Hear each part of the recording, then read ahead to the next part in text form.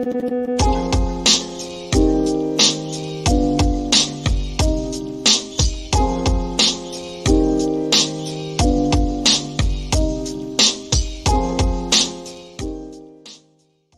is piling up, man? Wow, yeah, I was just watching that interview this morning. I didn't get that far, Eric.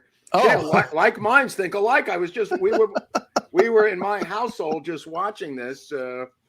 The other person knows Theo Von's career. I didn't know Theo Von's career, but I guess that's later in the interview, right? It was a clip that I found earlier, but I thought it was directly on point with what we've been saying. Yep. And people, they keep fighting us, and they're saying, "Oh, well, it's because of this. It can't be. I don't know why they keep fighting this simple idea that Tucker laid out. It's simple to Tucker. It's simple to me. Simple to you. Not simple to a lot of people, but it's simple to me. Anyway, that's a great clip of Tucker. He also, in the earlier portion of the show, which I really recommend, with Theo Von, who I never knew, who grew up outside of Tulane, Louisiana, and his town did experiments on primates, vaccine experiments that injured the surrounding community when he was growing up. Apparently, Tulane is so sketchy, as we pointed out in many of our episodes. Tulane did LSD experiments. Tulane did experiments on gays, opening up their heads and implanting electrodes into monkeys and people. Robert Heath was there. He was their Jolly West type in Tulane. Anyway, that's where he grew up, this comic Theo Von. He's got a weird background, too. I think his father was 78. Or what? Something like that. Yeah. So his father was like, his mom was like, normal aged, and his dad was like well in his 70s. And he said that was really awkward growing up, that way. I have to talk to him because apparently he's going to meetings. He's going to meetings in RFK Jr.'s house. That's where they're having the meetings, the 12-step meetings, in his house, which makes sense because he doesn't want to go out in public. These are kind of phony meetings because a drunk cannot wander in off the street. You have to be handpicked by Bobby Kennedy to come to his 12-step meeting, which means you're going to blow smoke up his ass or you're not going to be invited back to his mansion for a meeting.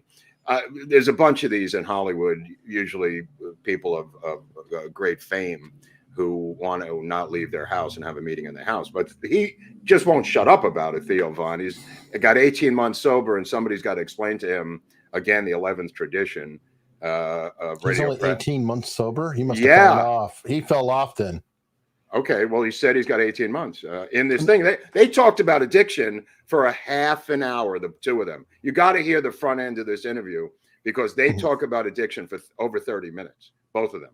Okay, well, the reason why I said he must have fallen off is because I've known of Theo Von for, I don't know, 7-8 years, and he was a recovering addict 7-8 years ago. So, well, that's why you don't talk about it on radio, press, and film, because his fans are going to say it doesn't work.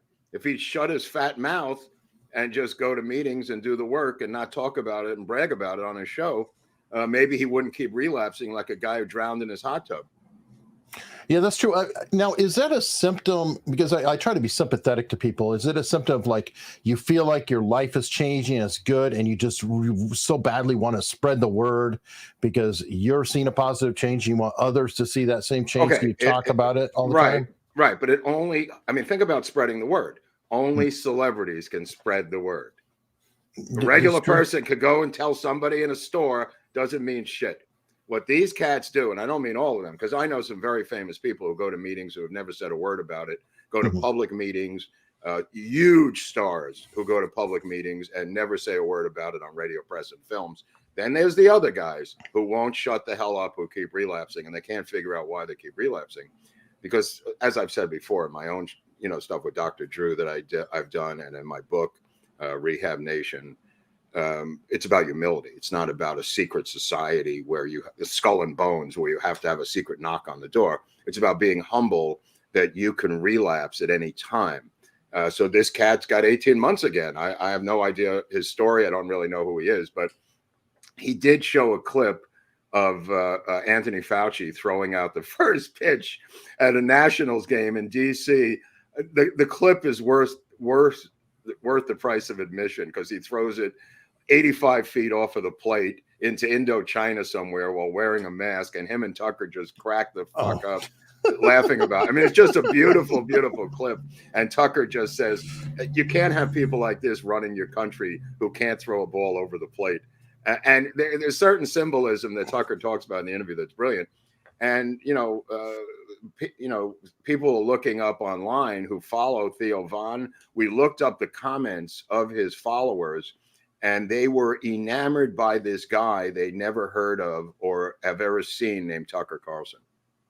Oh, dude, the comments were like 90% positive, 95% positive, going, I heard of this guy. I was told not to watch him. I never saw, I heard he was a white supremacist. This is why you cross the aisle and go over and do the other person. Oh, for sure. Right. Sure. I think it started with Joe Rogan. By the way, Tucker talks about going to a meeting, 12-step meeting in Russell Brand's house. And he said the same thing. It was really awkward and weird, And he doesn't go to meetings, Tucker. He's a guy just white knuckled it, got clean, never been to a meeting in his life, he said. He just kicked on his own 22 years ago from massive amounts of cocaine and alcohol, I guess. I mean, no, they didn't say alcohol. He says cocaine. Like he was a massive cokehead at CNN. He kind of looks like he would be. Yeah. There's a vibe about him. It's like, yeah, that seems like it would be his favored substance, if you will. But that's a really valid point about people watching, because I've read that before. People who have flipped over time, they Breitbart. Actually, Andrew Breitbart wrote about that in his book because his father-in-law, Orson Bean, was a huge Rush Limbaugh fan.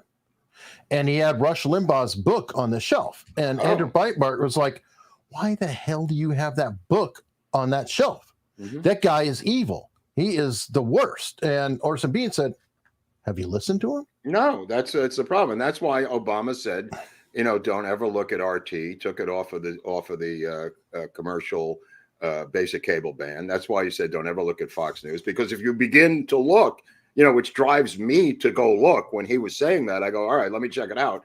Other people listen to that and never look. But once you get a crack behind the curtain at the Wizard, you just go, what the hell have I been missing here? This is fascinating. And these people in the comments who didn't know who Tucker was were just saying, what a great guy this guy is, how smart he is. And I was told he was a white supremacist. I don't get it. Dude, I'm telling you, once you go on to Joe Rogan, when you go on to a Russell Brand now, when you go on to this Theo Von and a handful of others, which have huge audiences. He's got, do you see the numbers that Theo Von has? Like 17. Oh, he's doing great. He's a very, very successful podcaster and comedian. By the way, another guy that just happened with, and I'm blanking today, but Lex Friedman had on Donald Trump's son-in-law. Okay. Married to his daughter. It was on his staff, Jared. Jared. What's it? Kushner? Wait. Jared Kushner. Yeah. Okay. He had Jared Kushner on, and the comments left and right were, I've hated this person more than anybody in the world, and I can't believe who I just listened to. But that's why why they do it, because it's effective, Eric. These denunciations, these spins, these denouncing people before you could get to see them are done because of the effectiveness. Goebbels wrote about this in his diary. I mean, we're going to get into it on Tuesday with part 2 of William Donovan and the OSS. But Donovan begins for the first time of U.S. propaganda. And he was just studying Goebbels, going, well, we've never done this before. We've never had an intelligence service before. He's studying the British. He goes on radio himself to copy Goebbels and to begin to do U.S. propaganda against our enemies. This was never done before. This was not part of the American zeitgeist, Eric. Right. Well, because they didn't even think about it. Well, it's funny because we lost it. If you look at like the election of 1800, we were very good at muckraking propaganda. And, you had pet journalists that worked for Jefferson, pet journalists that worked for Adams. And there was... right. But he's talking about, for instance, creating a phony German lonely wives club of that was women. Some great stuff. Yeah. Yeah. And then dropping airmail letters onto the German soldiers of their lonely Bernays sauce. It's a good sauce. dropping. That's the guy behind it. Edward Bernays. I'm just a comic, but anyway, so he would drop these letters from the League, the League of Lonely Heart Women. I don't know if I got the exact name, but and they would read these letters that they would write, and it affected them emotionally. I don't know how much it drove them insane, but that was the first time the U.S. had ever done this as a military propaganda or as a wartime event, and they learned it from the British. Oh yeah, and we learned quick too. Things also like Operation Mincemeat. Hopefully, we get into that and other cool things. Well, that's for Tuesday. Oh yeah, definitely. What do we have today? What are we doing today? One thing we have right now is apparently you're not allowed to talk badly about HBO.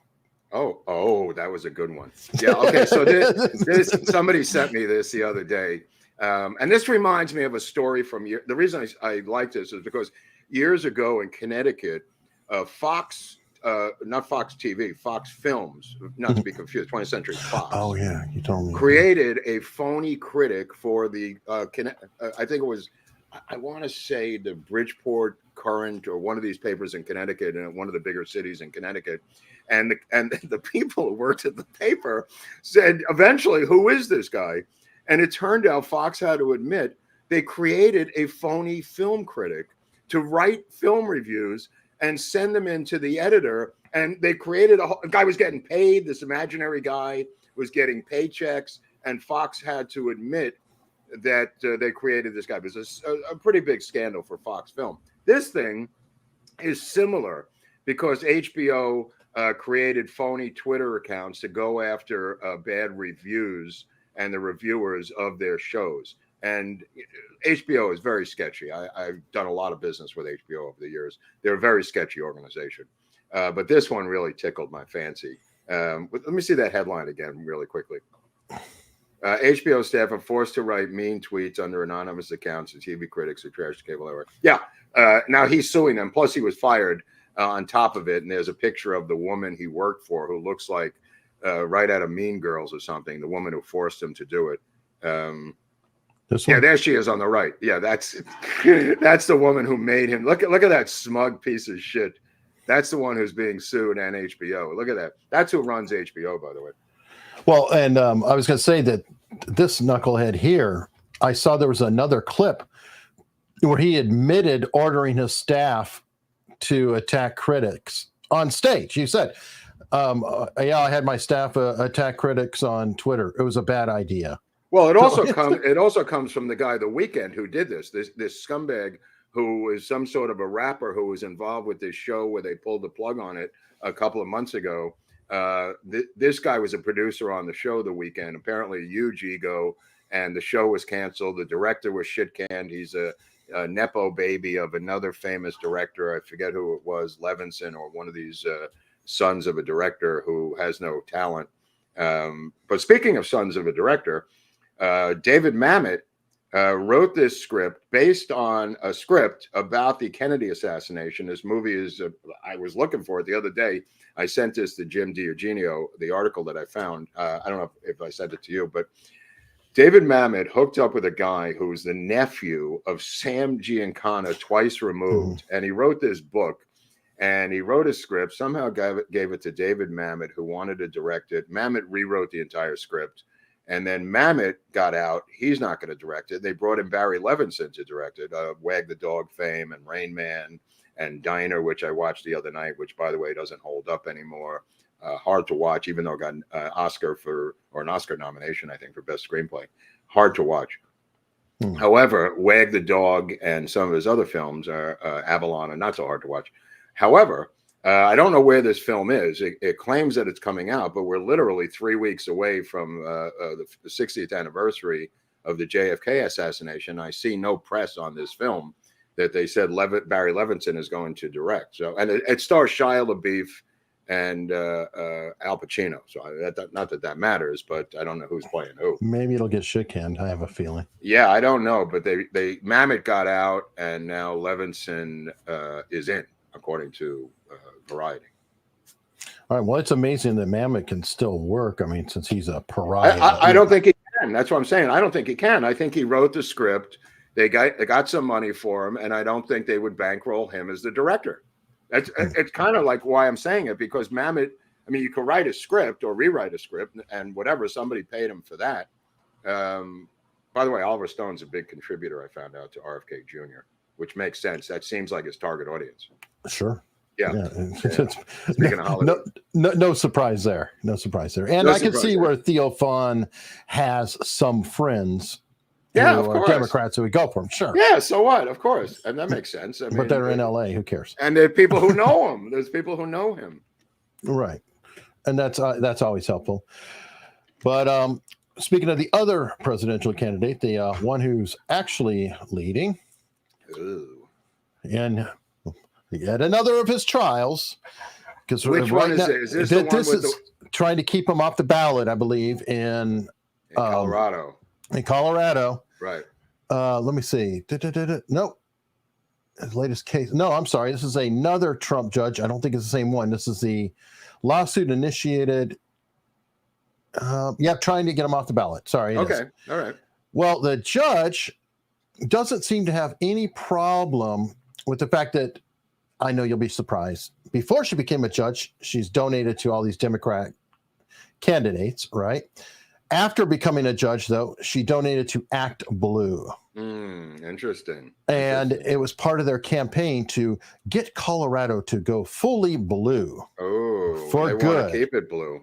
They want to get, well, the Erdogan, or whatever his name is, the Turkish president who's got the same name as the judge in the Trump case, Erdogan, he's got a chick sitting next to him that Trump has been attacking. Remember, he's defending this woman. This clerk. This clerk. I don't know what this clerk has to do with anything. And yesterday I was watching Viva. He had a Joe, what's his name? Your guy. Joe the Jew from Jersey. I didn't want to say that. But Joe Neerman. He was covering the trial, and Viva was picking it off of C-SPAN or wherever it was. But anyway, so the judge sits next to her like she's co-judge or something. She's just a clerk. I don't understand the relationship. But it turns out that she gave almost 50 times more illegal donations to the Democratic candidates than are allowed by law for a court employee. In other words, they've got a restriction of $500 a year or something, or $5,000. I forget what it is. And she gave 10 to 15 or 20 times more than that. And Breitbart, you mentioning Breitbart, dug it out, and they listed every donation she made. And there's hundreds of donations. This chick just kept donating, the clerk, over and over and over again. What kind of salary does she have? Well, they're little. They're little. Okay. They're little, like 50, Okay. 100 bucks and a half. Okay, They're not, but there's a lot of them. So clearly, she is politically active and has broken the law. She's violated the law in this particular case, and Trump has been harassing her. This just broke this story.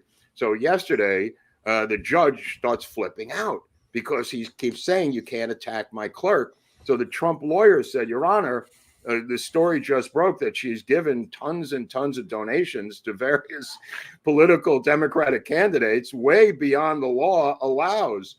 And he just goes, "That's an allegation. That's not a fact." But it is a fact because they found the donation record. It's public record, yeah. Public record. So he said, "Where was that printed?" And they said Breitbart. And he went, oh, they all started guffawing because it was Breitbart that printed it. Like that, like that means anything. No, I mean, it's called ad hominem. Of course they're going to say that. Oh, well, yeah, they don't matter. It's like, do you remember they tried that with a Drudge Report when he broke the Lewinsky thing? Yeah. Oh, yeah, some dumbass on the internet. Oh, yeah, whatever. I mean, it's a feeble attempt. I mean, at some point, somebody's just going to print out her donations, bring it to court, and put it into the record, which is what they're probably going to do on Monday. And now this judge is getting angrier and angrier because the noose is tightening on this Nazi judge that's operating in this courtroom, this Roland Feisler guy who was a Nuremberg judge who would scream at the clients on behalf of the SS. That's who this guy is. And now he's getting more and more agitated, and they're calling for a mistrial in the case. Trump's lawyers, and they tried for his removal. He wouldn't be removed. And now they're calling for a mistrial. Speaking of him, did you see that clip that our friend David, Viva Fry, was sharing around with him from a few years back, bragging I saw about that. I saw that a while directed ago. verdict. Yeah, Yes, yeah, I yeah, yeah. saw that before. Maybe I sent it today, but I don't know. But I've seen that for a while. And yeah, he's talking at the ACLU or the Anti-Defamation League or something, who hired him to be a speaker or brought him in. But the point of this is the substance of his pitch is that he has tools to work with to alter verdicts and to do whatever he likes in terms of judicial movement. This guy's a piece of shit who is a megalomaniac and wants to be in the spotlight. Actually, I got it right here. Oh, there he is. Yeah.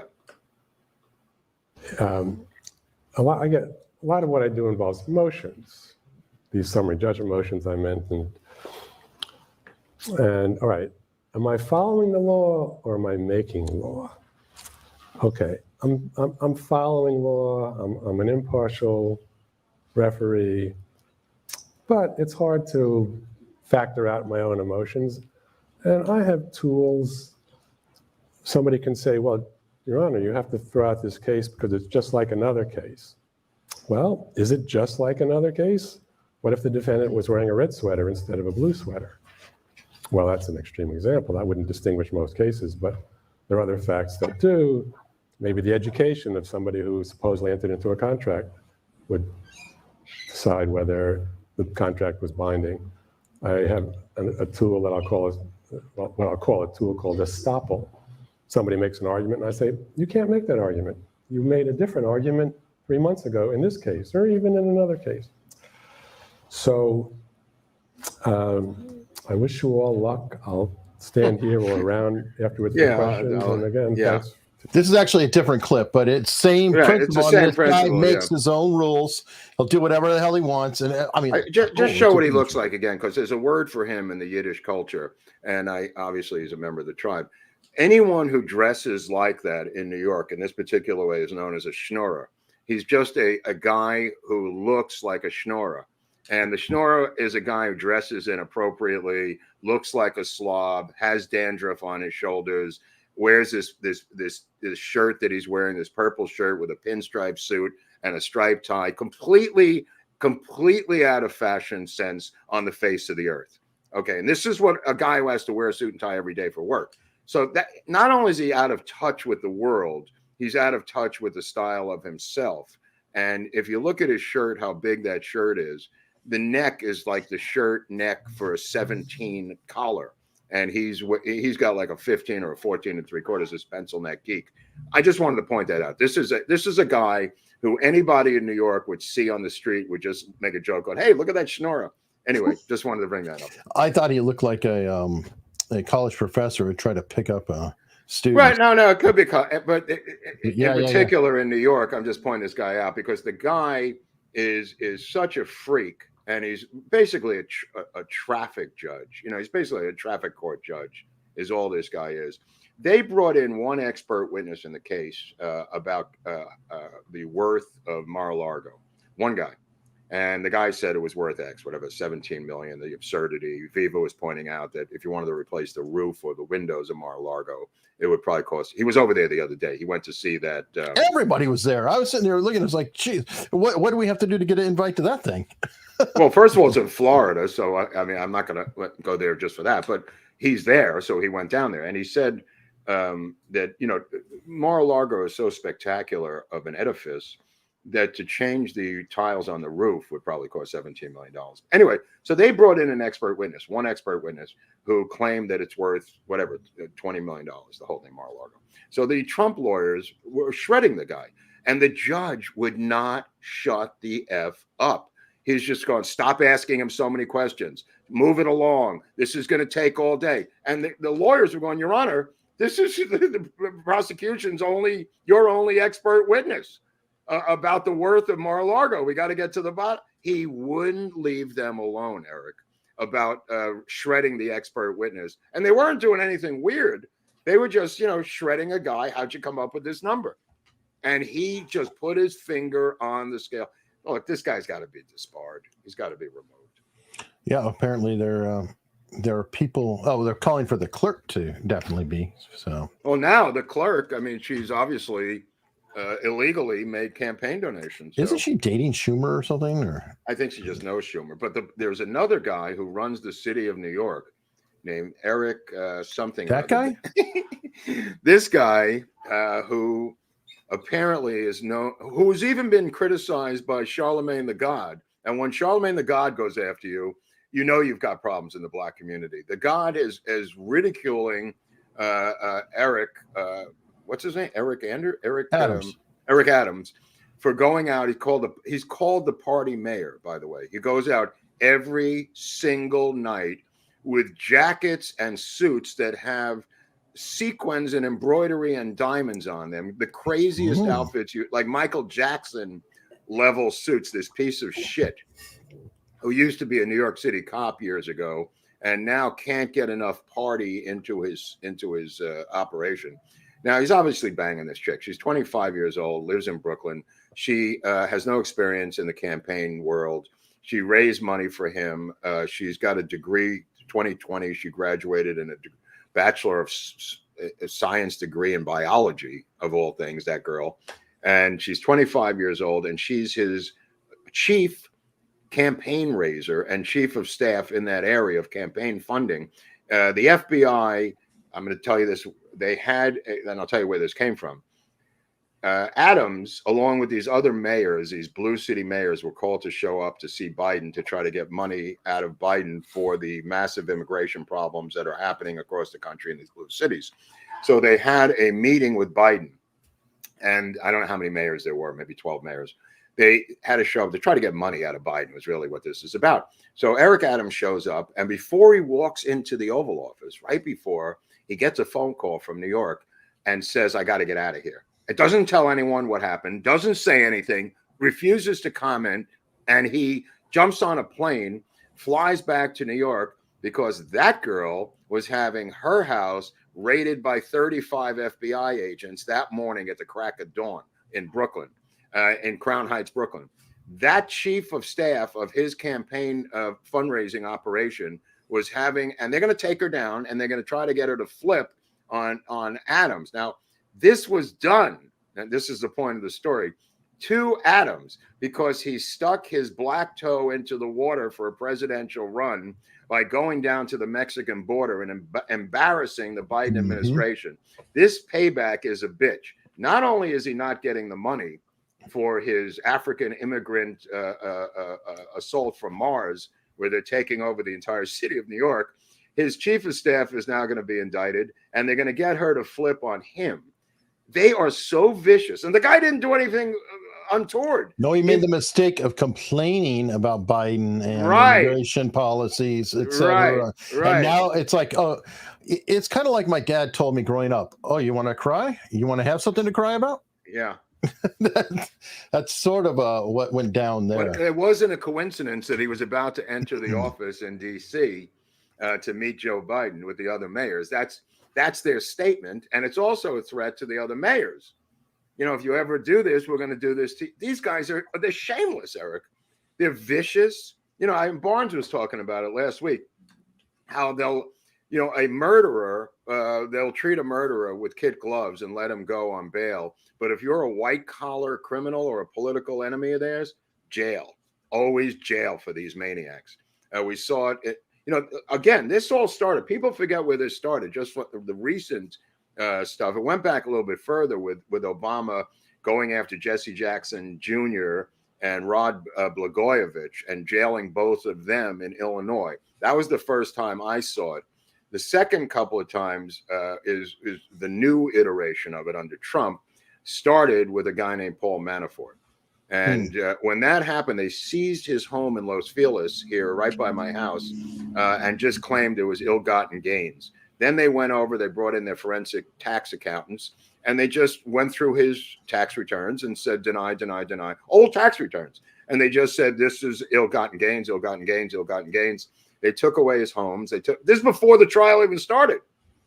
I mean, look at the Paul Manafort case. It's going to be taught in schools if and when the dust ever settles on this era of political corruption. This is going to go down in history, starting with that Manafort case, because not that Manafort wasn't corrupt, and I'm not saying he was or he wasn't. I'm just saying how they handled Manafort to get him to flip on Trump and how they jailed Manafort and physically destroyed him. They try to do it to Flynn. They try to do it to Roger Stone. They did it to a couple other guys to a lesser degree.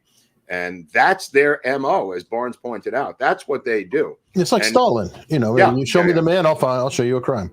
Right. But now they're doing it to each other. There's a case up in Massachusetts, an election that happened yesterday where they caught them doing the direct mail dump into the mailboxes. And the judge is ordering the case to the election to be held over. And what happens in the inner cities, what happens in the cities is the only time that these election fraud cases ever see the light of day is when it's Democrat on Democrat violence, Eric, when they do it to themselves. All of a sudden, that's election fraud. And the cases that you do see are in the blue cities where one of them blows the whistle on the other one. Yeah, and it is election fraud. Yeah. But it's the same thing that they did with the other 2020 election. It's not any different. It's the same story. Wow. Let me see. Got a few super chats. Nice of YouTube to run an ad to start your show before they demonetized you. Question: did Oswald go to Mexico City? No. Nope. And I don't know if we're demonetized yet. I don't think we did anything today. God only knows. Not yet. Not yet. not yet. That's always the operative word. We actually were demonetized on Tuesday for that episode. Just talking about campaign manager and RFK, we were demonetized. But I have a theory. That goes without saying. I have a theory about that, though, because I was thinking about it. It's like, I don't know if it was actually our content because they actually turned it over on appeal quickly. I think we got demonetized because RFK is a bad word to YouTube. Oh, he might be right. He might be. Just the fact we were talking about that dude might have been enough to trigger the system and say, "Oh, yeah, we don't like that guy." Like the Jordan Peterson interview and others. Right? Who's ever going to know the story until you drag their fat asses into the bright lights of a congressional hearing and get these censors? Not the heads. I don't want the head. Their bullshit won't quit when they show up with their lawyer. The guy who is the head. I don't want that guy. I want the guys in the dark room who are doing the censoring. I want the kids who are making $80,000 a year. The engineers. The engineers. I want them under oath in a congressional hearing. So Josh Hawley and the senator from the new senators can get their grips into him and get these people under oath and explain the system. I want to hear under oath how, why, where, when, and who does the censoring of these social platforms. Because this is, at some point, enough is going to be enough. Yeah, you're right. No, I think that would be a fantastic approach. Yeah. And then get on the phone with Elon and say, hey, I need a couple programmers to give us the questions to ask. Right. Because that's part of it too. They're programming the algorithms literally. And so it's all written in the code. And Elon has talked about that multiple times, the Twitter files or whatever else, that it's so entrenched in the code. He was like, we may have to rewrite all of Twitter. Well, I'm still in Twitter prison until tomorrow. I did this show yesterday with Greg Boudel down. Yeah, I didn't know. He was like, oh my God, I didn't have a source. Greg was freaking out. He had no source for his show because there was no Twitter feed. And he says, what do you do? I said, I'm on an island. I'm on a prison island off the coast of California. There's other people here. They've disappeared. I haven't seen them in years. Other Twitter prisoners. They're fending for themselves, making license plates. I get out on Sunday. It's been an incredibly brutal existence on the island. He hasn't been able to block a single person. I haven't been able to block. There's people just running wild through my Twitter feed saying all kinds of shit. But I'll be back, my friends, on Sunday. I'll be back on Twitter. So Sunday, it's going to be a long weekend for you. Yeah, no, I don't care. Look, believe me, I can live without Twitter. I can live without it. But the point of the matter is we're going to go to Dallas.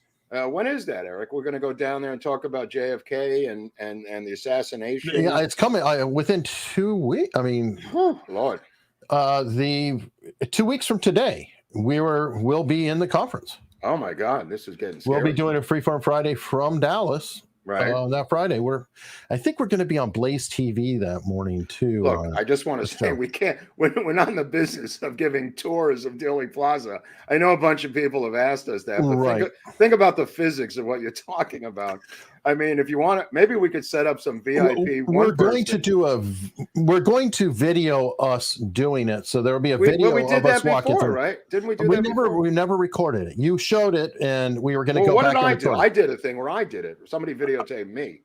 You walked around with your phone and took different angles, but we never actually put one together. So we will try to video that, and then that way we could share it out and everybody can see it.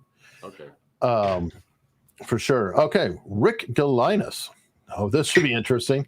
Right. I need pics from head to toe for you two for the bobbleheads.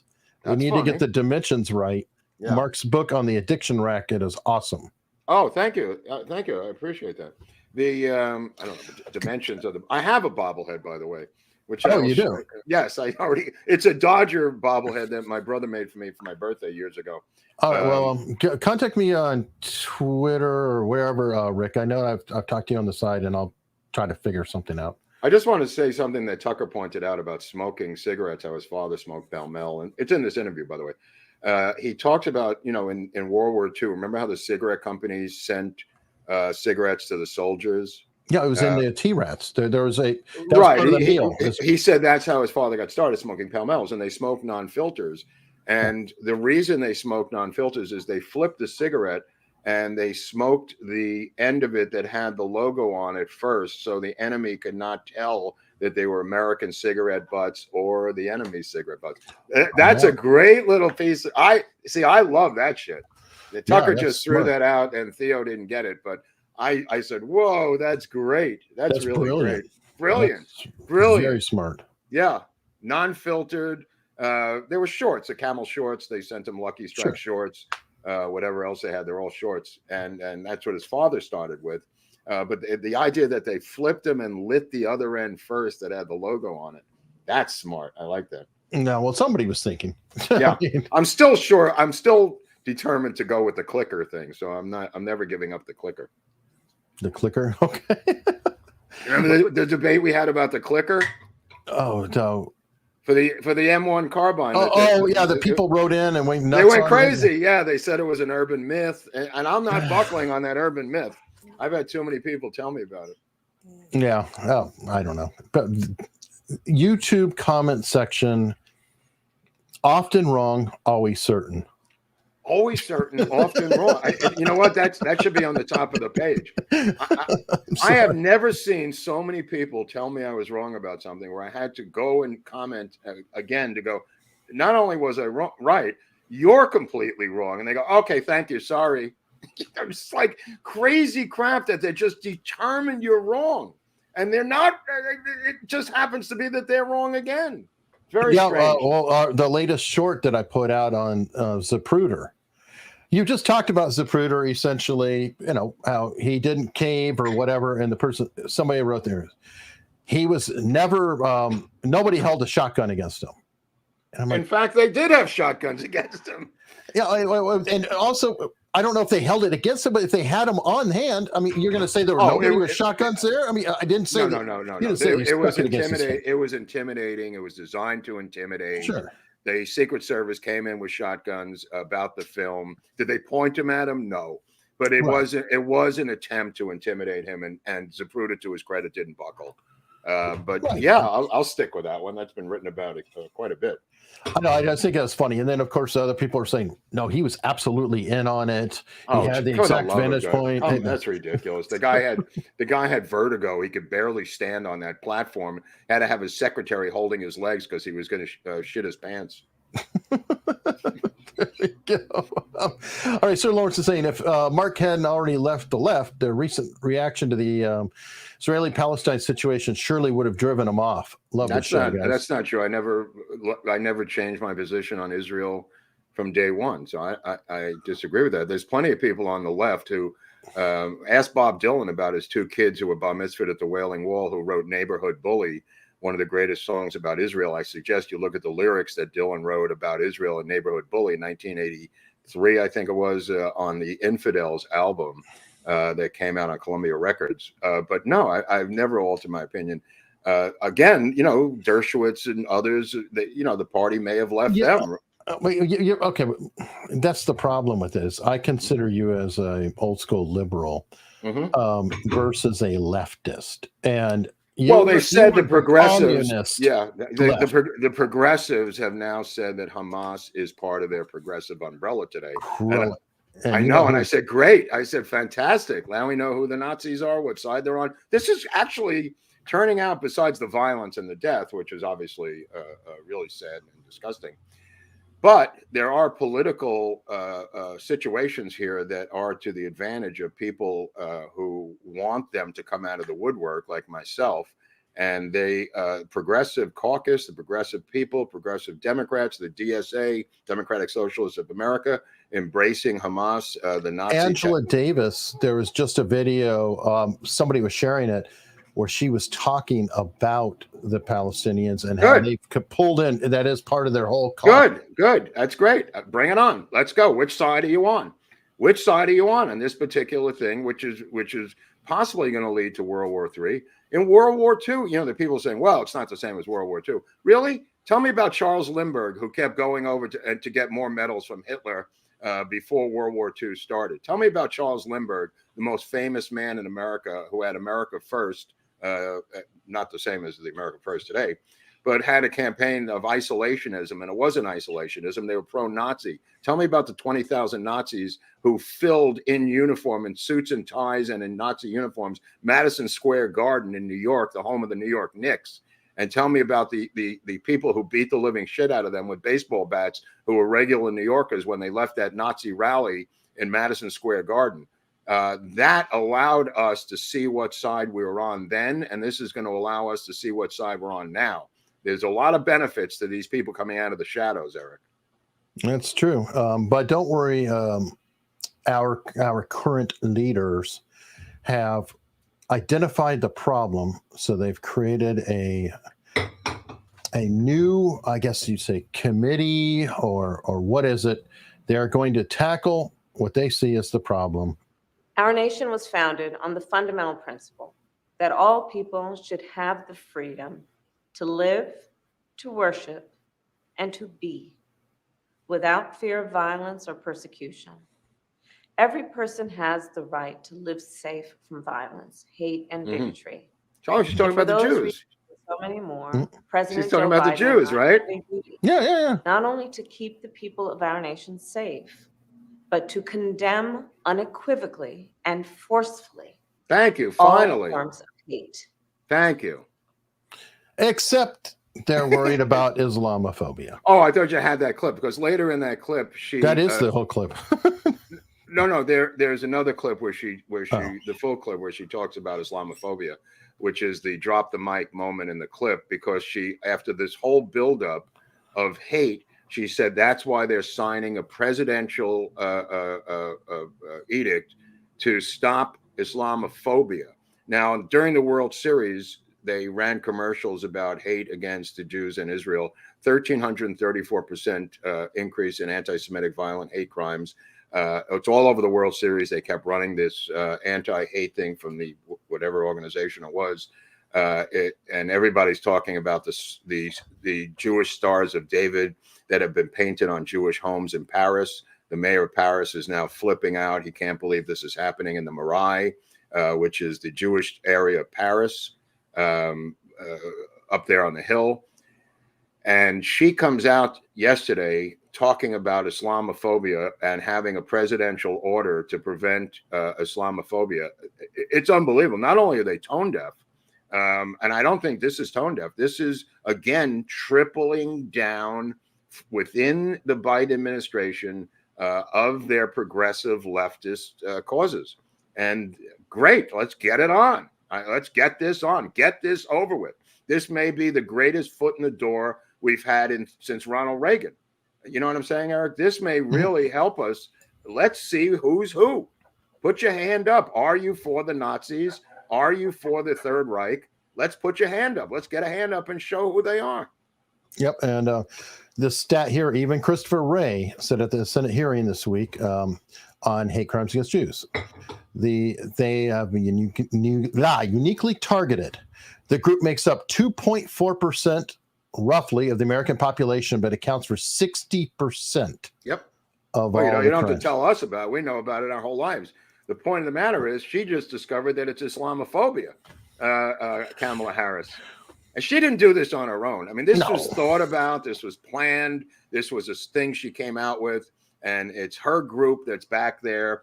The hatred, the anti-Semitism in the Black community for the Jews goes back to, like you said, Angela Davis, the Black nationalist, how they conflated South African apartheid with Israel, saying that Israel was an apartheid state. Nothing could be further from the truth, as Viva was talking about the other day, and others have been talking about. 20% of the state is Muslims. They're in the Knesset. They have full rights. They have gay rights. They have trans rights.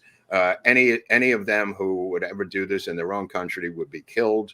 They throw gays off the rooftops and kill them. There's plenty of photos that historically on the internet of them doing this. The mullahs declaring in this interview the other day, what would you do if your kids were gay? He said they would kill them.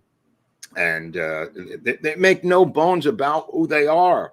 These are Nazis, people. They are not. The fact that some kids at Harvard don't know that doesn't change the fact that they're Nazis. That's why I'm pointing out Charles Lindbergh, who supported the Third Reich, who supported the Nazi Party, who was an American hero of the Buzz Aldrin level of, Neil Armstrong level. Bigger than Neil Armstrong, possibly. Yeah. Here was a guy who thoroughly, full-throated endorsed the Third Reich, and yet we're supposed to be dissuaded because a bunch of knucklehead kids who are sophomores at Harvard support the Palestinians? Oh, come on. All right. Well, hey, check this out. Beavis Wallace is coming in hot again. $100. Right. Hey, brothers, Mark was right. Had a dinner with some Democrat friends who started Trump bashing. I asked these commies to prove that the Democrat Party was not using Soviet party tactics against Trump and other Americans. Their jaws dropped and they changed the topic. When confronted about this issue, because it's really just the 13, 14, 15-year-old mentality of grouping together as a bunch of bullies.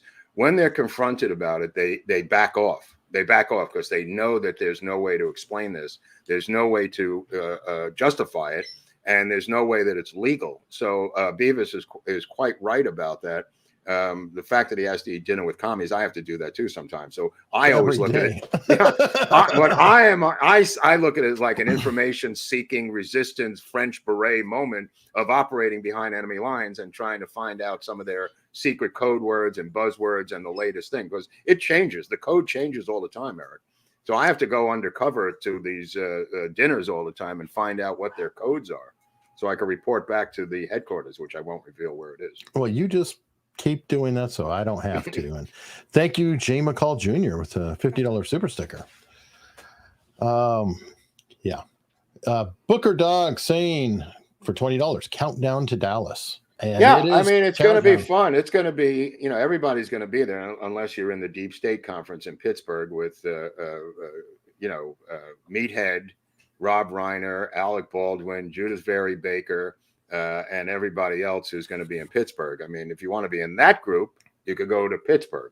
If you want to be in our group, you can now virtually get a ticket with a 15% off Untold 15. Untold 15. Yep. Right. Okay. So you could get that 15% discount and just sit on your fat ass on your couch with a box of Pringles, which may or may not get stuck on your hand. I see a lot of that, getting the hand stuck in the Pringles container.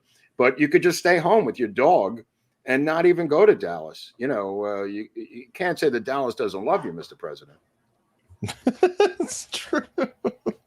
Okay. Well, David Presley believes that JFK was murdered so we could go warmongering in Southeast Asia.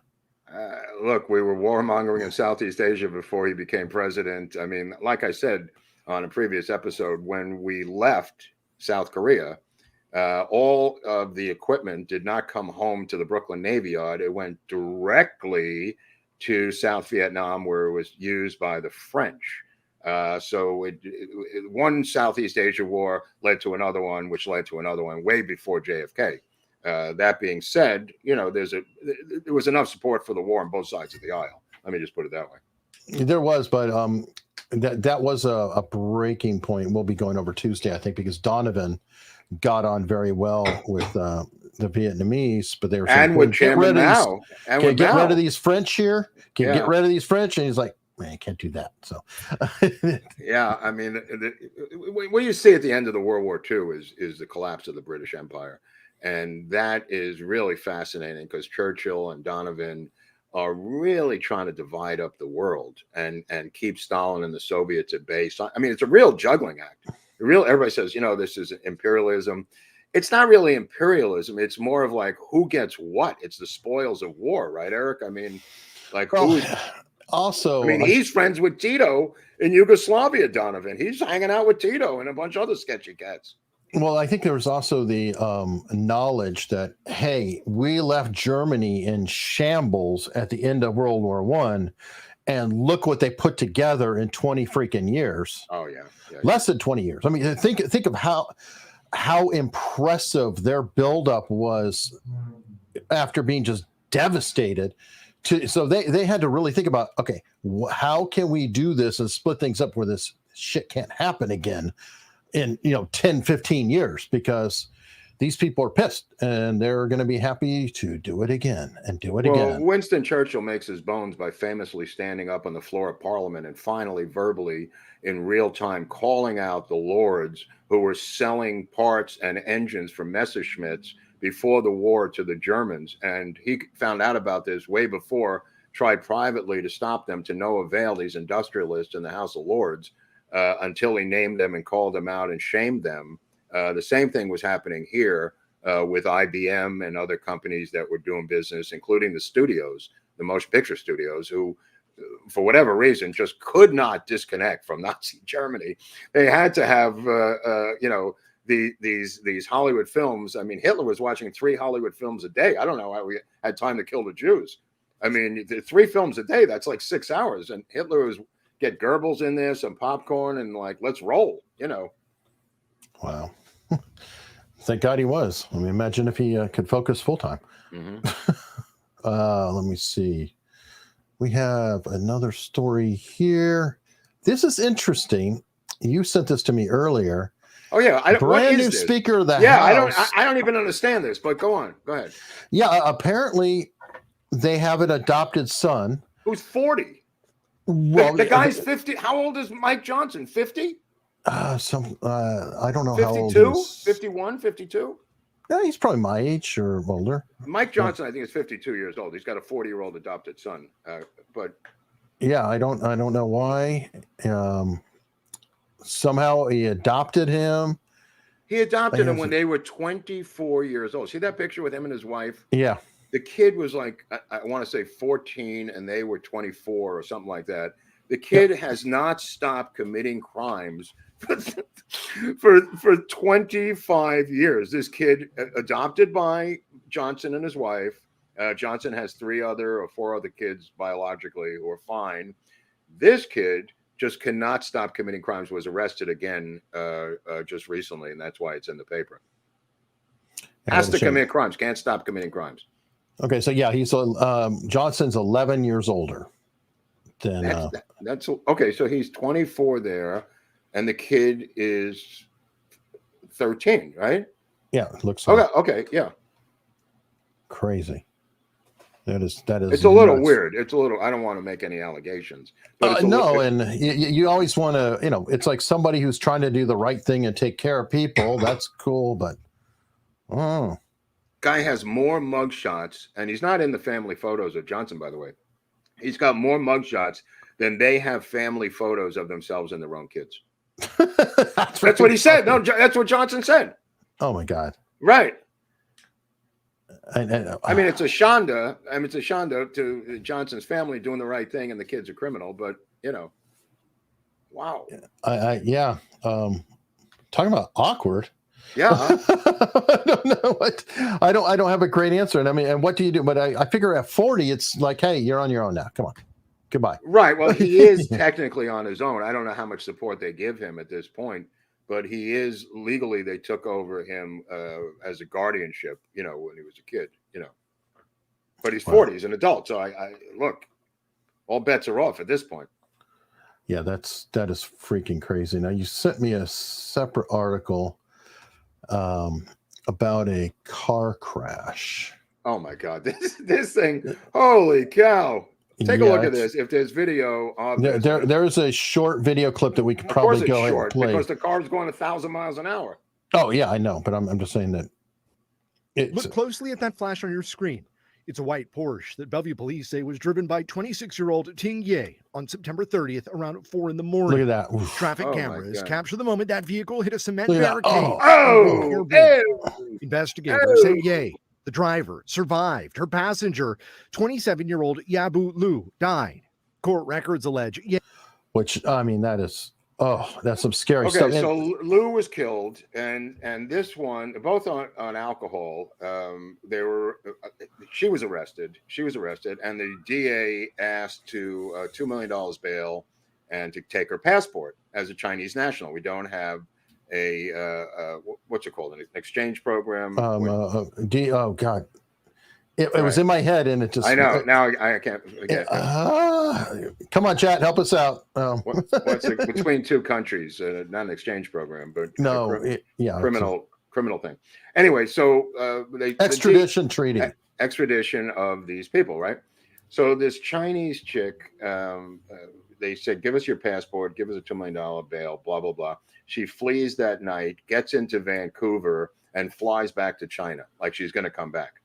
She's wanted for murder, and good luck getting her back. Yeah, and it was so lame because they're like, well, she'll go on vacation in England or something, and we can get her then. It's like, oh, really? Are you going to be following her around? Right. The only way that they're going to get this person is if they get some motivated bounty hunter and to go into China. That would be a great show. Chinese bounty hunter with dog. That would be a great international dog. Yes. Where he goes, dude, I would watch that show where dog goes into like the middle of Burma looking for like, I'll just tell you this. I went to help a friend. This is insane. Went to help my friend get her driver's license renewed, right? Mhm. So we went to the DMV. We did all this crazy crap, and it's so crazy out here just to renew your driver's license. You have to take an online test. You got to do all this crap, and you can't complete it online. They don't want you to not start it before you get there. It's a whole mess of rules and regulations. Okay, so at the very end, the woman prints out a computer-generated thing of an old traffic ticket she had. And she said, you got to take care of this. We can't give you the license, right? Can't renew the license because of this traffic ticket. What's the traffic ticket for? You say, okay, the traffic ticket is for being a passenger in someone else's car. Just keep in mind, she's trying to renew her driver's license. She's a passenger in someone else's car who gets ticketed. The driver gets ticketed for not wearing a seatbelt, and she's not wearing a seatbelt. So she gets a ticket. And now, because she got a ticket, there's now a failure to appear, and all the fines, which amounted to $275 in fines for that ticket to be paid when it was not her vehicle, nor was she driving. And that's what happens in a socialist economy. Because as a famous comic, Adam Carolla, has pointed out numerous times, all they're trying to do is get money out of you any way they physically can. Yeah. So I had to do research to find out that it was in a courthouse in Santa Clarita. But since it was turned over to, dig this, they didn't have any connection to the traffic ticket any longer. It's only a year old. This is not 10 years ago. It's a year old. They turned it over to collection agency. So I go, okay, now I got to find the collection agency. What's the deal with that? LA County has hired 4 different collection agencies to deal with this particular area. 4 friends of theirs who got these contracts from the city and county of Los Angeles. So I had to call each one, finally found the one, and was able to resolve this thing. But anyway, the draconian laws that they're doing, tying in anything you're paying to renew, any licensure, like Barnes points out, it's not even her car, nor was it her license, nor was she driving. And yet they link it to her renewing her license. Wow. Yeah, because they can hold her hostage. I mean, obviously. Right. It's a hostage situation. Carolla is fantastic on that subject. He He talks about all the time how LA are geniuses at getting money. Like Yeah. the parking meters with the weight of the car, as soon as it leaves, it goes to zero. It's like, he said, these people can't fix a damn pothole, can't do anything. But boy, if it comes to picking up a nickel, they will find it. Absolutely brilliant. Absolutely brilliant. We went to pay for the license renewal online, and it's $40, right, to renew the license. All right, whatever, $40. If you use a credit card, it's $43. I mean, think about it. This day and age, or debit card or anything else, other than an electronic check so they can get into your bank account, they're going to charge you $3 to renew the license. Everybody's doing that crap right now, too, because like you get a discount by letting them hit your account. And Leslie and I will not do that. We will schedule a payment that goes to them, but there's no way we're letting anybody have access to our accounts. No, I completely agree. Psycho. I completely agree. I mean, there's no possible way. Now, you vanished on me. Okay. God. Mark hit the wrong button. I think he was trying to turn off the camera and hit the leave session button. Right. Wrong button there. Right. I was looking for something. There's a statement on Bank of America today that they're not processing any deposits, and not to worry. There's nothing wrong. We're just not processing withdrawals and deposits. On Bank of America, people. I was just going to try to look at mine. This is some other account I have very little money in, but the reality of it is there's a statement on the top of B of A accounts saying today that something's going on with Bank of America. They may be failing, is why I'm mentioning this. I don't need to hear that. Yeesh. Okay, well, I'm just telling you. It's on the top. Yeah, that's only frightening. Yeah. I looked at these other banks. They don't have it. Only B of A has it. Oh, great. Well, you wanted to tell us a story about this. Oh, about Harvey Levin. Yeah. Harvey Levin came up. The reason I'm telling the story, Harvey Levin, he came to a party of mine when I was living in Valley Village with Legs McNeil. We used to have these big pool parties, and all these weird people would come over. Like all of a sudden, there was one of these parties where you'd see in a movie, all of a sudden there's 5 people, then there's 500 people, and nobody knows whose house it is. And Legs would go retreat and lock himself in his bedroom, and I was fending off different people. One of them when I met was Harvey Levin, who's married to a guy. I'm not really sure what the deal is with Harvey Levin, but he's been married to some guy for a long time. However, he had on Cheryl Hines last week when we were talking about the RFK episode, and Cheryl Hines was talking about the arrest of Jonathan Mocht, the real estate guy. And there's some footage. I saw some footage recently. There's RFK. Somebody hit me too. RFK was on with a guy who's an ex-Navy SEAL who has a big podcast. Jocko Willink? No, another guy. Okay. I forget his name. Power, some with a P. Anyway, he was on, and he had actual footage of the arrest in the interview, which I thought was interesting. They had some footage of it. And it turns out that he said that Cheryl Hines was doing something with her skincare company. They all have skincare companies out here. Every single actress has a skincare company, and they sell it on Instagram and or whatever channel, Facebook Live, whatever she was doing. So she went on with Harvey Levin to talk about this thing on TMZ and how she wants Secret Service protection for her husband, which I agree with. He should have Secret Service protection. I disagree with him on some other things, but not this. Mm-hmm. And anyway, so Harvey Levin at the end of the interview with Cheryl Hines all of a sudden says, I have a special relationship with your husband's father. And she goes, really? I've never heard that. He says, yes, I was in the elevator at the Ambassador Hotel with his wife, Ethel Kennedy, when she was coming down the stairs. At the age of 17, I was in charge of a presidential campaign in California in my group to elect RFK president in California as the head of this political action committee. This is Harvey Levin. And he says, I was in the Ambassador Hotel and literally came down the elevator with Ethel Kennedy moments before your father, his father was killed in the Ambassador Hotel. And he said, I've been haunted by this every day of my life since the night it happened on June 4th, 1968. And I went like, holy crap. And he said, I've never told this to anyone. This is in the TMZ interview with Cheryl Hines at the very end. he Wow. talked about how he's been haunted, and I went, "Holy crap! I wish I would have known that." And I'm sure he was haunted Yeah. by it. Yeah, Good yeah. God. Yeah, I could never imagine being there on that in that kind of an event. He was I in the mean, elevator with her twice, and Wow. she came down. She was taking care of the kids in the Ambassador, and came downstairs, and then she went out. He gave the speech, and it's on to Chicago, and let's win there. And then boom, boom, boom, whatever, boom, boom, boom, according to some people. Okay. Yeah. And it's Jack Carr was the seal.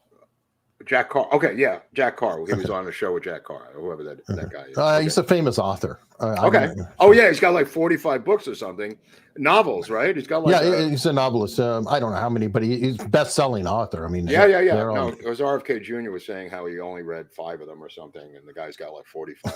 Well, yeah. I don't know. I could barely write a script. This guy's written 45 novels. I mean, Yeah, I mean, he's definitely busy. Let me see.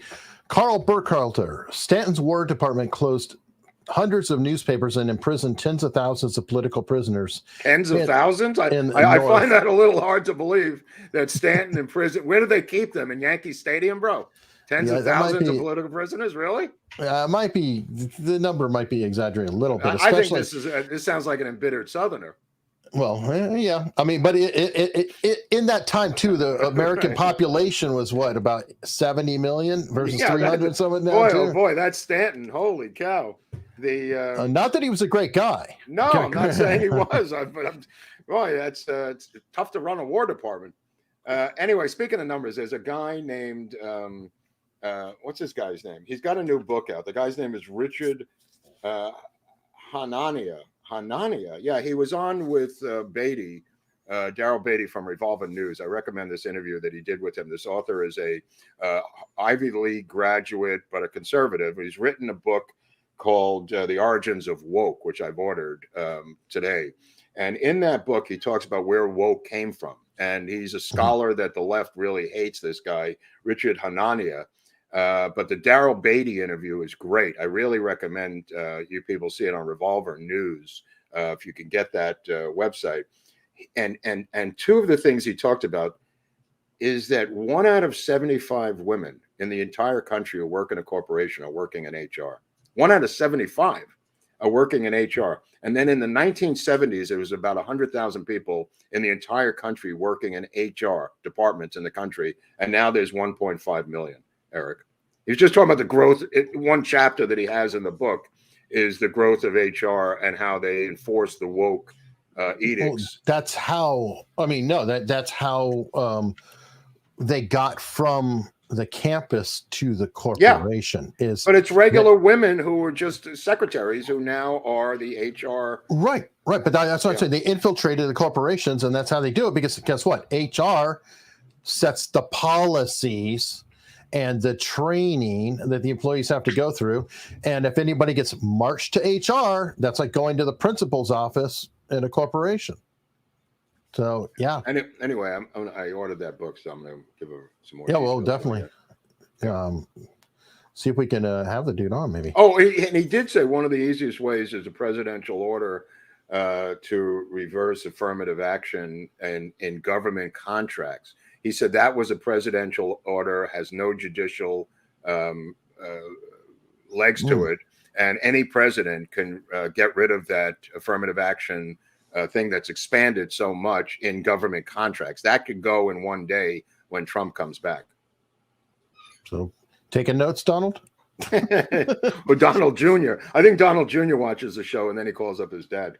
Whatever works. Works. Definitely. Let me see. Kiki Ray said, you see RFK denounced the, quote, smart grid clip. He said, people change. It was not a good clip of him. What is a smart grid clip? What is that? I don't know. I'm wondering if he's talking about the same thing Elon Musk was talking about with Joe Rogan. Elon Musk made the claim, which I really would want to. I would like to get some verification on that if you take 100 square miles of solar panels, that would power the entire United States. Oh, I heard that you'd have to use the entire state of Utah just to power the West Coast. Right, he's claiming 100 square now, and I'm not going to argue against the guy, with that much mental power, but I want some extra sources, and I don't know if that's what he means by smart grid. I don't know, Kiki. So Oh, I see. Smart grid. Okay, I got you. Yeah, he yeah, seems to have not enough advisors. I mean, around him, there doesn't seem to be a think tank around RFK Jr. It's really his own lack of knowledge. Like he said, he's stuck in the 70s on nuclear power. But he knows vaccines. Like he has knowledge areas that he's really good at, and then there's gaps in his knowledge that are usually filled by experts or advisors, but I don't think he really has that in his campaign at this time. He does have Amaryllis Fox Kennedy as his advisor for the CIA and intelligence operations around the world, and policy edicts that she's cranking out all day long through chatbot or something. I don't know how she could write so much, so frequently, so often, so flowery, but nevertheless, if you look at her Twitter feed, which I recommend, he's not even cranking out these policy statements. She's doing it. Well, he's busy in meetings. Sometimes he says there's 3 meetings a day. He's got so many meetings going on. I don't know how, dude, I mean, it's a lot of meetings, but we do have a sponsor that I wanted to tell you about. And we picked it up last week. No. This is presidential playing cards, Bush edition from, we started a week ago. The first guy is the 8 of clubs. I don't know if you remember this guy, Eric. He was really opposed to the war on terrorism, I think, or he wanted to win it. Not really sure. His name was Colin Powell. He found like a bottle of anthrax in his bedroom. And he is the 8 of clubs of today's Bush trading card. Now, remember this one. This is the 9 of clubs. I don't know if anybody remembers this particular woman. She was a great pianist. Great jazz pianist and a classical pianist named Condoleezza Rice. Yep. I don't know from Stanford. Whatever happened to these people. That's a 9. Now we got the 10 of clubs. How about this guy? This guy is another friend in the picture here. This guy. Does anybody remember this guy? Donald Rumsfeld. The known, the unknown, or the known knowns, the known unknowns, whichever, or the unknown unknowns. He came in as a staff advisor along with Dick Cheney for a handpicked president named Gerald Ford, who moved the Warren Commission sketch of the Kennedy back wound, the right side of Kennedy's upper back, to the back of his neck, quote, for the good of the American people. That man was rewarded with that by being made president of the United States, Gerald Ford, and his 2 advisors to make sure he read or spoke what they said was Dick Cheney and Donald Rumsfeld, shown here. Okay, so that's the 10 of clubs. By the way, to bring Ford to modern day, you made me think of Ford earlier, that Eric Adams may be feeling what the mayor of New York was feeling under Ford. Remember, Ford to New York, drop dead. Yeah, that was Mayor Abe Beame, who used to come over to my grandfather's house for dinner. The shortest mayor of all time, Mayor Abe Beame, part of the Democratic machine of New York, as was my grandfather. But here's the Jack of Diamonds with Dr. Evil, whose daughter is still doing evil. He's still alive, by the way. I know. How? The dude has 6 heart attacks. He's on life support. He's in an iron lung. He's kind of like, if you look at Dr. Strangelove in the wheelchair, how he keeps trying to raise his arm in a salute in the movie Dr. Strangelove. I think or like, who was the first captain before Captain Kirk on Star Trek? The previous people in the chat know the original captain. Yeah, I don't know. Who was in that device. He was in that wheelchair where he can only speak with the lights. That captain, that's who he is. That's the Jack of Diamonds. And finally, the Queen of Club. Captain Pike. Captain Pike. He just had lights to speak. He was in a wheelchair. Here is the First Lady of the United States, Laura Bush, a famous librarian, not unlike Mrs. Hunley. The 2 of them worked in the same industry. I guess it's an industry of some sort. She famously said it's either Jack Daniels or me to her husband. Is that why it's a club? She was threatening him with a club. I don't know. Well, why not Queen of Hearts? I just find that an interesting. Oh well, choice. I don't know why either, but together I noticed that I've got almost the makings of a royal straight here. I got an 8, 9, 10 Jack Queen. I mean, this is a tough hand to beat. It's not a royal straight, but it's pretty damn close to it. So that's our sponsors for today, by the way. Well, I'm going to one up it with my own cards right back at you with a Jolly West. You know, I saw that. That's a pretty good young Jolly West. That's elephant tusk killing Jolly West here. That's right. Yeah, that's right. When he was he had a big tusk future ahead of him. And we also have a Jim Braden. Yeah, Braden. That's another. He had those great hats, Braden. You know, he was a member of the Beverly Hills Country Club, and in his locker he kept a lot of money. In his, I mean, there were golf clubs, but that's where a lot of the mobsters in this town kept their money in the locker at the Beverly Hills Country Club, or whatever country club. That's the one they frequented a lot. And if it was ever missing, I mean, you could just kill the guy who had the key to the locker. And a hero, or an attempted hero, Eugene B. Dinkin. Oh, that's a nice one. Look at Dinkin. Whoa, try to blow the whistle on the entire Kennedy assassination in Western Europe. A very popular episode. Well over 100,000. Eugene B. Really? Yeah. Eugene B. Dinkin. Wow, what a hero. This ends up in a mental institution in D.C. They wouldn't let him out. They put him on ice, gave him electroshock. He wrote a letter to RFK as Attorney General of the United States. I mean, the guy went the extra mile, Eric. I mean, I don't know what else Eugene Dinkin could have done. No, he did everything possible.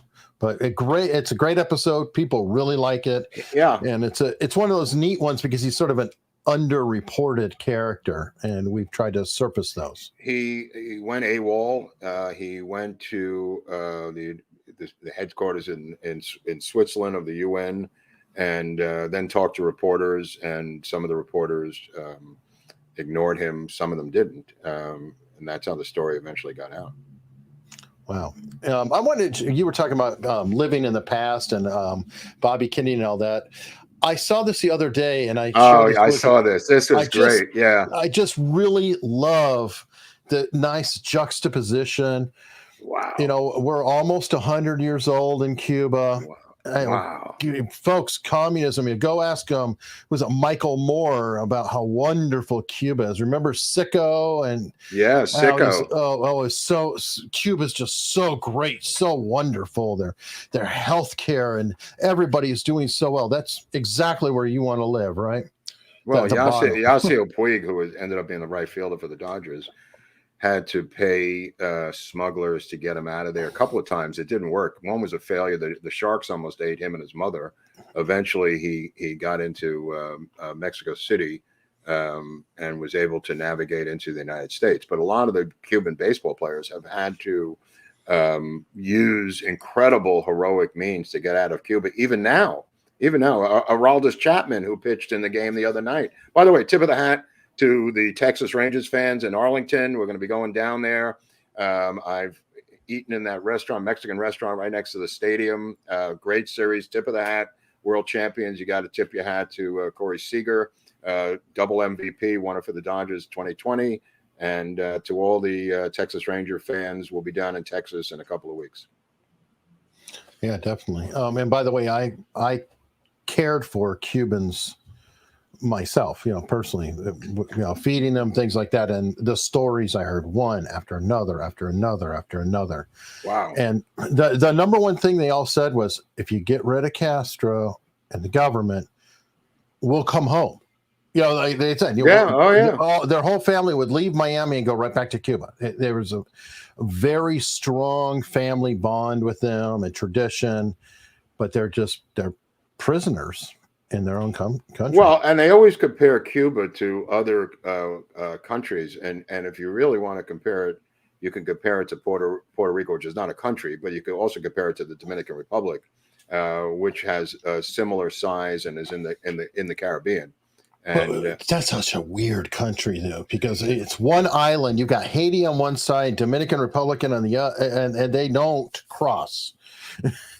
well, one worships voodoo, the other Catholicism. There's a Battle of Blood River that occurred in the middle of the island, and the French picked up one day and said, "Vive la France! We're out of here," and left the slaves to fend for themselves in Haiti, who resorted to voodoo and other different methods to live. If you want to see a contrast between communism and not communism, but whatever Haiti's got going on, and capitalism, look at the Dominican Republic versus Haiti on the same island of Hispaniola. Just a fascinating difference in massive poverty in Haiti, and also the wealth of the Dominican culture. And it's not off the charts. I'm not saying that Dominican Republic is France. But the difference in the two cultures is enormous, and I've been down there, so I've seen it myself. Wow. Now this article I'm bringing up, I don't know if you've seen it, but I'm the whole trans battle, all this that's going on is very important to me with our culture, and they're going after women. If you really look at it, women are being severely affected. Well, these female martial artists, and I think this is what has to happen to stop this shit. They had a tournament and the women said, "This isn't safe. Wow. We are actually scared to go against these opponents who are going to cause, this is a combat sport, right? And you're doing it." So they all said, "Screw you.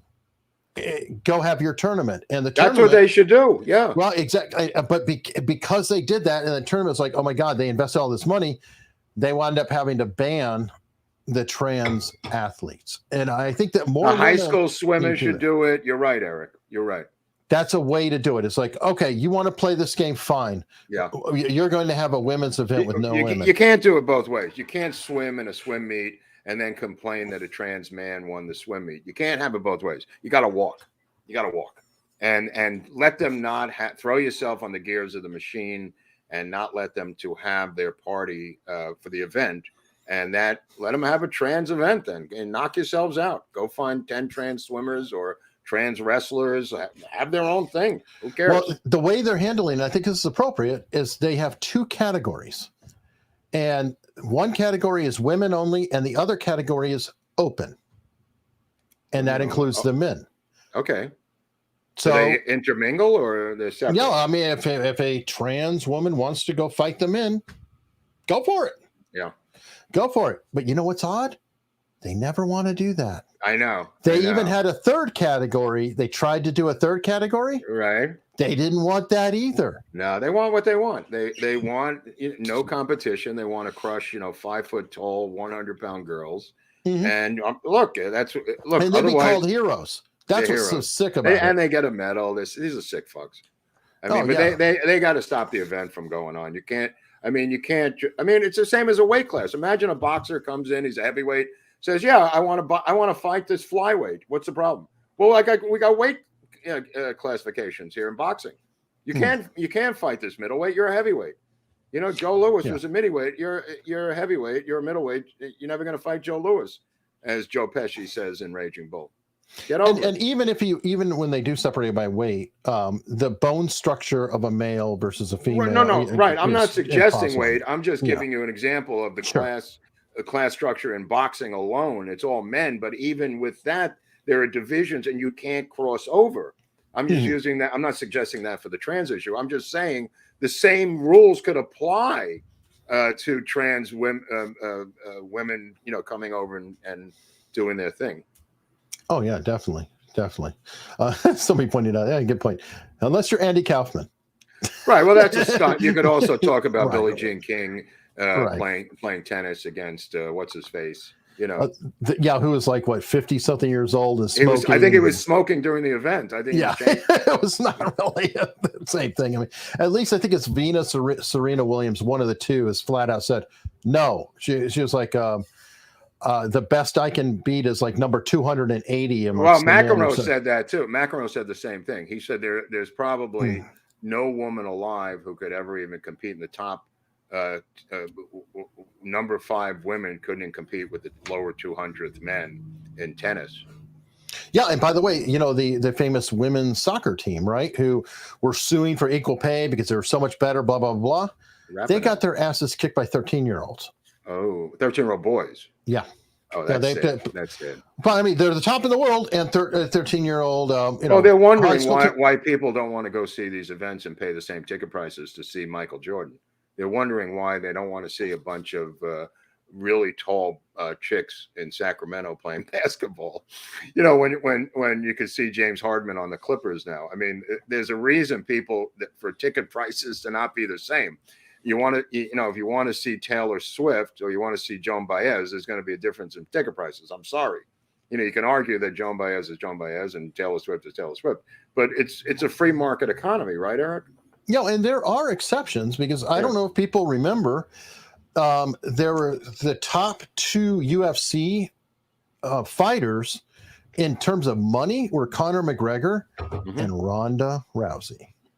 Ronda Rousey made more than all the men. I think she was even higher than McGregor. Right. I think if you dominate any particular sport, you could command higher ticket price. I could be wrong on that. She drew them in. It's like right. if you put it is what it is. Right. And God bless. I think that's wonderful. But they're making it seem like it's a minimum wage story. You know what I mean? Like it's $20 an hour to play on the U.S. soccer team. It's a minimum wage story.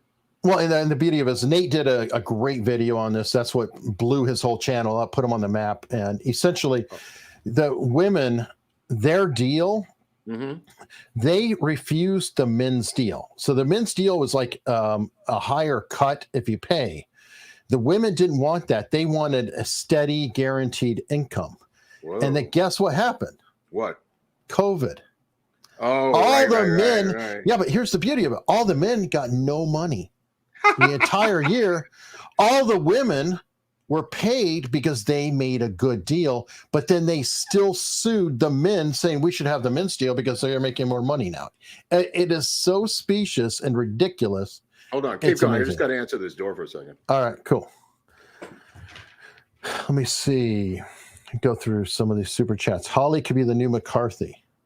He could be. He could be. See Pines Glow. And I almost want to bring this back up again. The Lancer folks have no idea how nuts it's going to get when our bunch show up for your presentation. It's usually a sleep fest. Have you been to Lancer before, Al? That'll be interesting. It'll be interesting.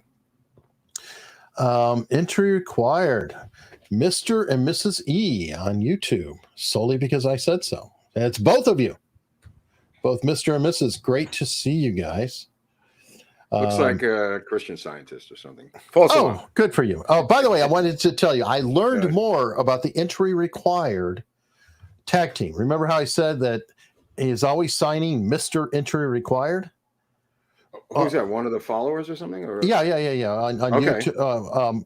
Anyway, it turns out that Mr. Entry Required and Mrs. Entry Required share the same account, but he is under instructions to sign it as Mr. Entry Required because he says things that might embarrass her. That's funny. And so she wants to make sure. So it keeps the marriage going. It keeps them surviving. That's funny. I love that. Yeah. You ever see those pictures where they have the couple in the picture, like Facebook or even on the comments, YouTube? They all have the couple in there. And I'm always wondering, like, are they speaking together, or is it, who's speaking on behalf of that couple when they leave a comment that has a couple in there? The cat, I get, it's from the cat. When there's a cat photo, it's from the cat. But when there's a couple in the photo, I'm confused. Okay. Tall Paul 521. I was at a Trump rally yesterday in Houston. He opened his speech with an audio of January 6th prison choir, pledge, and Star Spangled Banner. Wow. This was a first for his rallies. Wow, that's great. I hope he keeps that going. That's fantastic. I hope so. They have a prison choir. I mean, this is getting so surreal. It's just the most. I'm surprised the United Nations is not, or go to Amnesty International. One of these organizations has got to suck it up and denounce this. I am just shocked that nobody has contacted one of these organizations, or that the organization themselves. They're not answering, I'm sure. Right. I know. But they should answer, and it should be something that is denounced by Amnesty International. or any of those other groups that are out there. Well, I'm sure it's like the Anti-Defamation League. They've just been taken Well, over and that's hijacked by right. these scumbags. But they can't, the Amnesty International and some of these other groups are always denouncing Israel for crimes and all this other crap. And, here are these people in prison for nothing, Oh, I agree. Warrior Big Mouth. The clickers were called crickets, and it's true. Right. I agree. There's plenty of people, Warrior Big Mouth, who say that it's false. We did an episode about this. I forget which episode it was in. Yeah, was it Walker? Might have been. No, it was something. It had to be a military episode. General Walker. I thought it was a General Walker episode, possibly. Right. Because he was in World War II. There's people who are going to come on the chat and say it's made up, and I disagree. I disagree, and this guy disagrees, and he's got the money, so we'll go with him. I agree.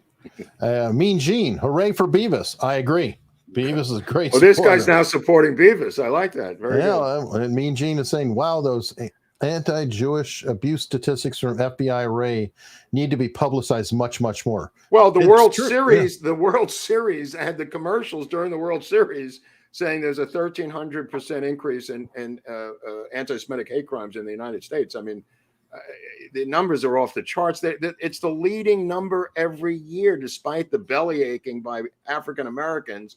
It doesn't come near, and they're 40 million of the American public. The amount of anti-Semitic crimes, hate crimes against the Jews is off the charts. I think second is the Asians. Muslims are way down, despite the the fears of Kamala Harris. Oh yeah, I mean, there was a short spell after 9/11. Yeah. It was kind of bad for him. Yeah. And admittedly, and that was a weird time too, because people really couldn't tell anyway. So you'd have a lot of Latinos who were being accused, and anyway. Yeah, it's confusing. It's bad when people can't figure this out. Dustin, eating a bag of pizza combos, downing a 2-liter of root beer.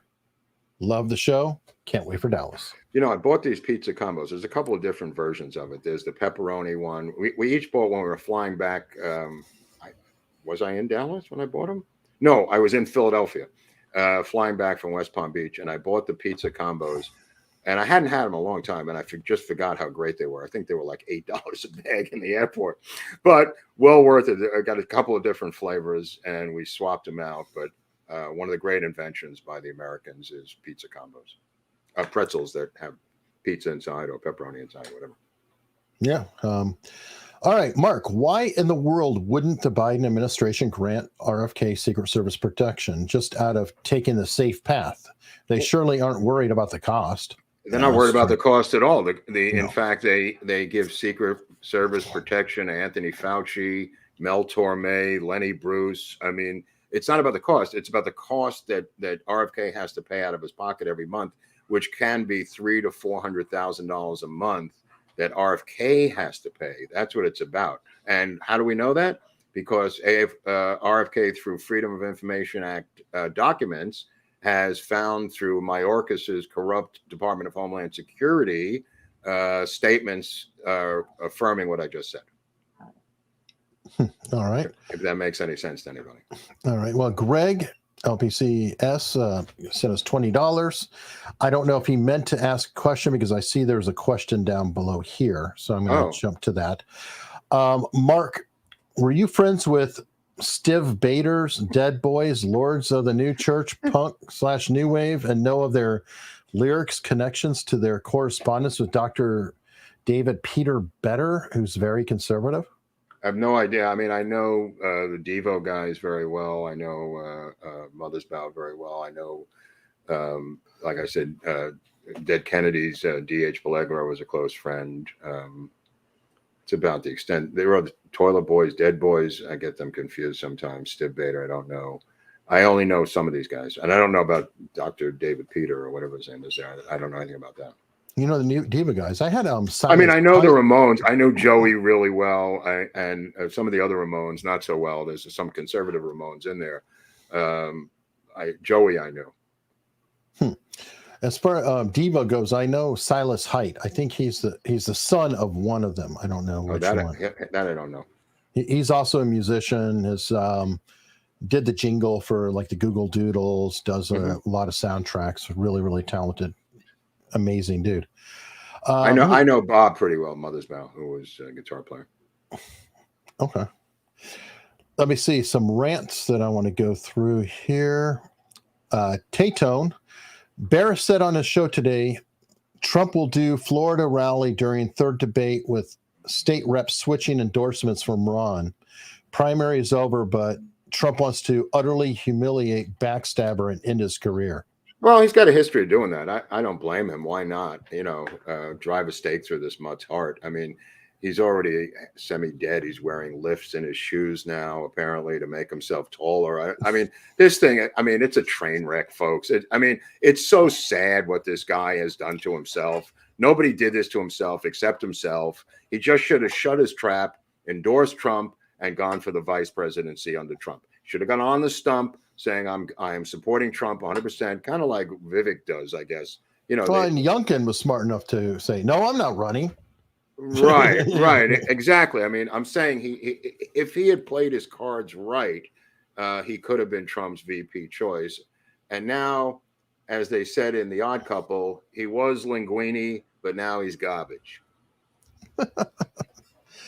Yeah, he's in such bad shape. The Florida Republican Party has said it's time to end your campaign and come home and do your damn job. Right. Oh my God. That's humiliating. I've never seen, maybe Chris Christie when he was governor of New Jersey with the Bridgegate thing. I've never seen a guy inflict so much political damage to himself than this Ron DeSantis down in Florida, who was riding the crest of a wave and then just kept shooting himself in the foot over and over and over again. I've never seen that.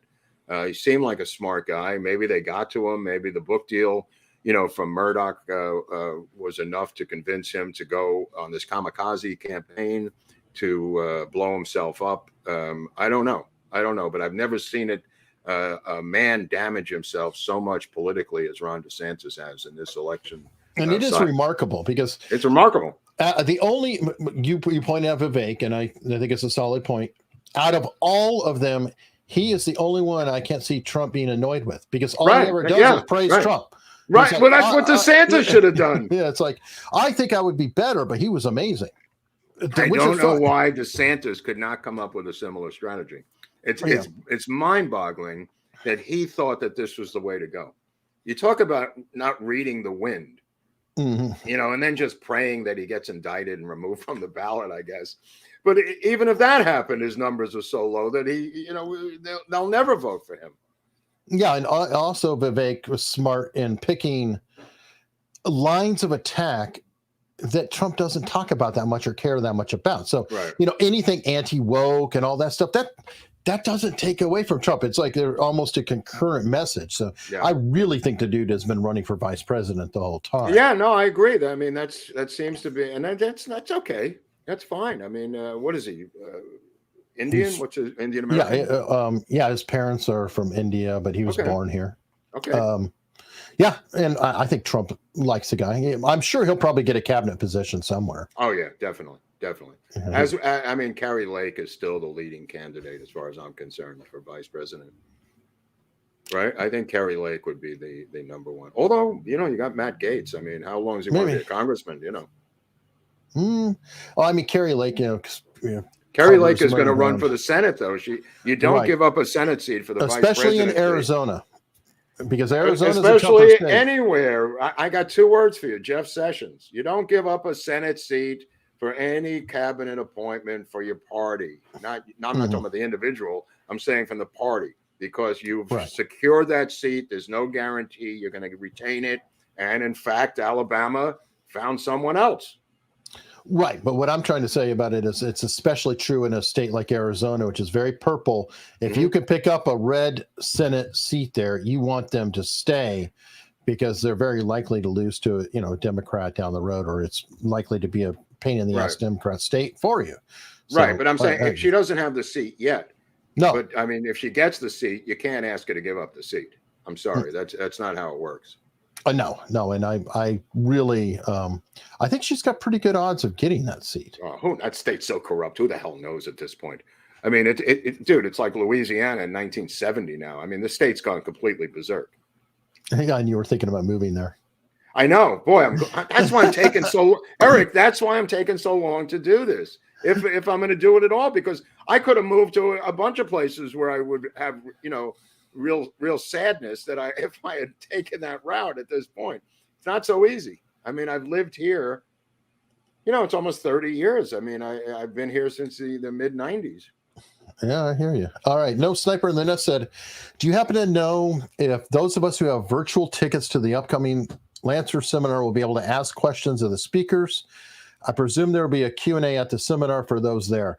I don't know. I think it varies seminar by seminar. It varies. Well, and I can't answer that because we're not running it. Well, we're going to do it. Well, we can answer our own. Yeah, but how are we going to be answering virtual questions? Virtual. Who's going to be? Right. I don't know. No, I doubt that. I doubt that.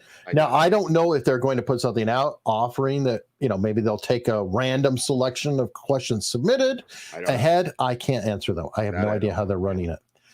Freddie65. I can't read what I write on a $5 rant with the light yellow background. So here's a tenner. Okay, that's fine. Well played, Rumble Fat Bastards. JK, glad to support you guys. Thanks, Rumble Fat Bastards. And then White Sparrow said, my dog Nana, still happy and playful, needs surgery for bone cancer ASAP. On fixed income, need donations to Eskridge Vet Clinic, Cannon City. $10 from 100 people. You could start a GoFundMe thing, and I'm sure you'll get something, right? Yeah, go ahead. And anyone who's what's the conservative GoFundMe thing? Isn't it? Is GoFundMe? Give Send Go. Oh, Give Send Go. Don't do GoFundMe. Give Send Go. That's what I recommend. But yeah, folks. I mean, if you can help out White Sparrow, if you see it on Rumble and you want to, I feel terrible about anybody's pets. We're huge pets. So, Gregory Smith, why is Chuck Schumer's big mouth so quiet now? He has been very quiet lately. I think he went to China. I think he went over to talk to his Chinese overlords, and he got called home. He got called home, and he ordered beef and broccoli, 69, and I think he's busy on his knees there in China. Wow. I mean, his seat's in play. I mean, his days are numbered. I mean, he's finished. I mean, how long can this guy maintain his position in that crazy New York? Wow, holy cow. Beavis Wallace coming back again. Has Trump picked enough people to put in political positions and watch his back if he wins the presidency? Can he fix all our problems in 4 years? Are we expecting Trump Jr. to run for president after Trump? 33 per question, Mark. Okay, I just in reverse. I was just talking about this yesterday about Trump Jr. with you, right? I thought it was you. I was talking to some other people about the fact that I believe he is the bench is thin. He is the natural successor to his father. He's sharper. He's younger. He's quicker. He doesn't need the money. He's got a lot of friends on the right. I believe he's the heir apparent, and I've said this for a number of a couple of years now, that he should be on the stump with him all over the place, literally side by side, to get us used to this. Because what is it after Trump? If Trump does get the 4 years, then what? Then we're back in square one again. It's got to be, but you can't just put the guy out there at the last minute. If he wants to do it, which I don't know, he's got Mrs. Newsom as his sidekick, the former Mrs. Gavin Newsom. They remind me of each other. Trump Jr. and Gavin Newsom, kind of. There's a similarity there.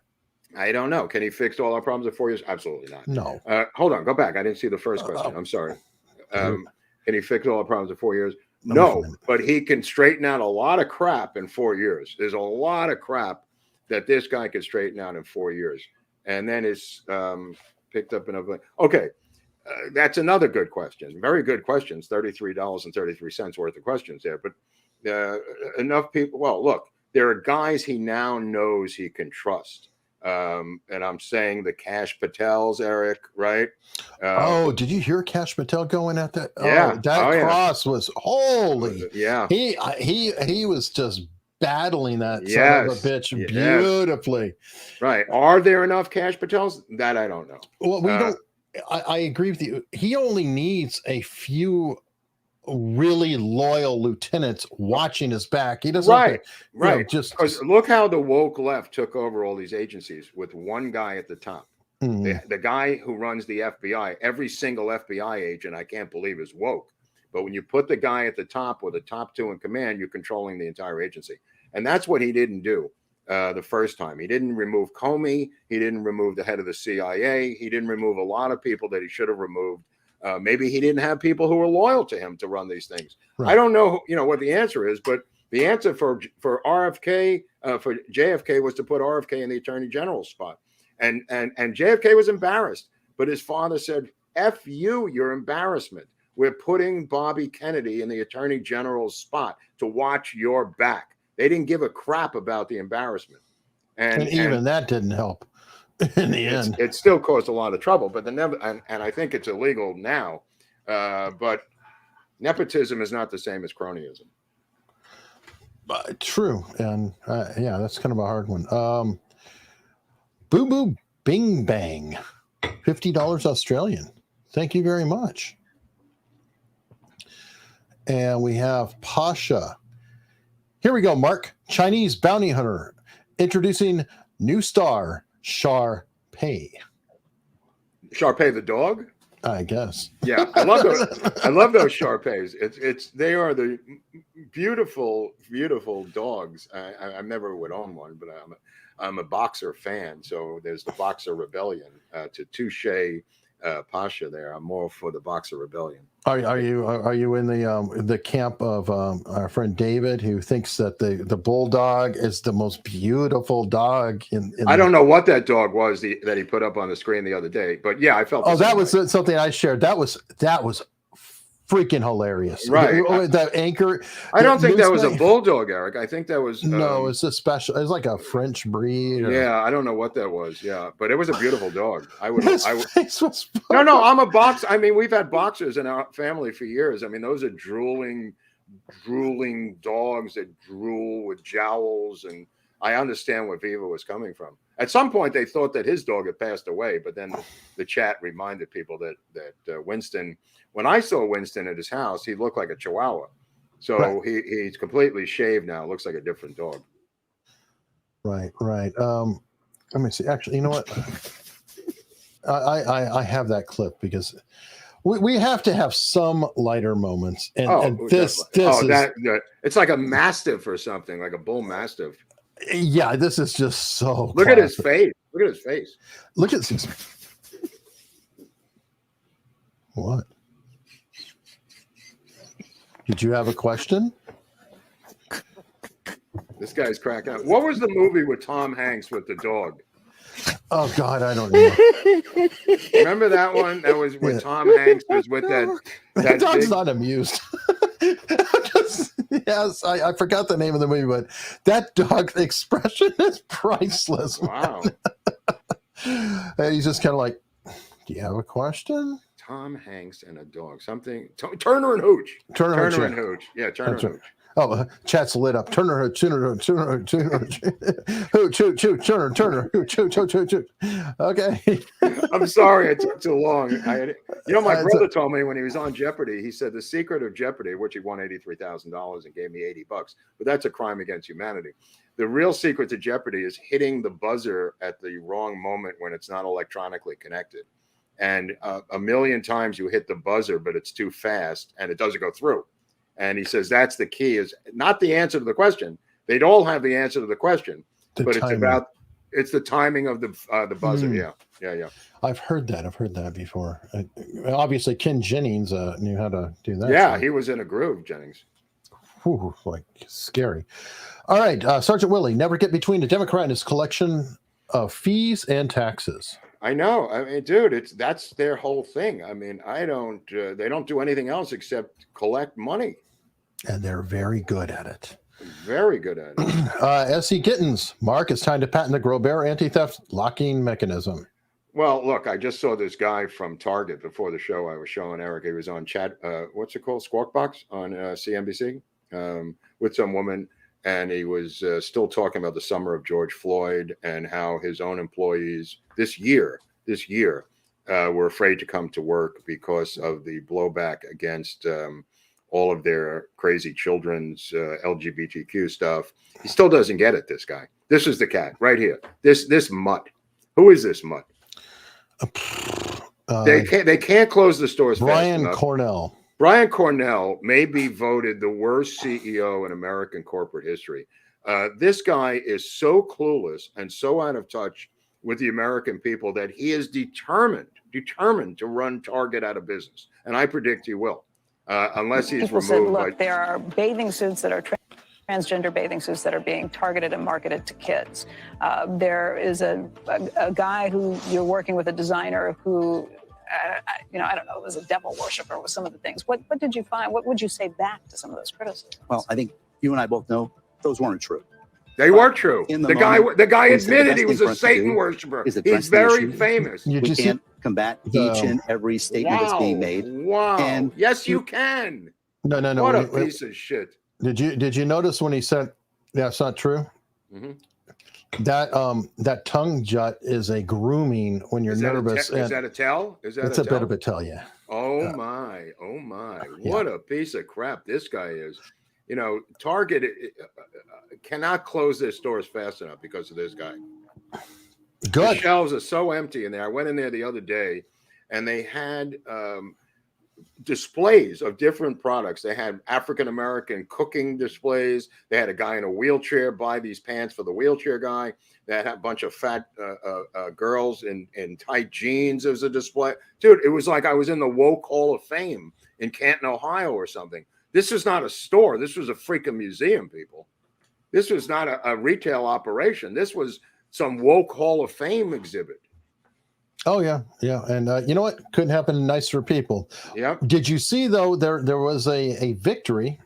Disney has pushed Snow White back a full year. Woohoo! To do all the reshooting of the dwarves, etc.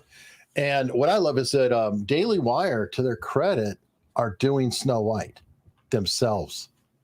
Really? You mean Yes, like a live action film? Yes, with that's one of brilliant. their hosts, Brett Cooper.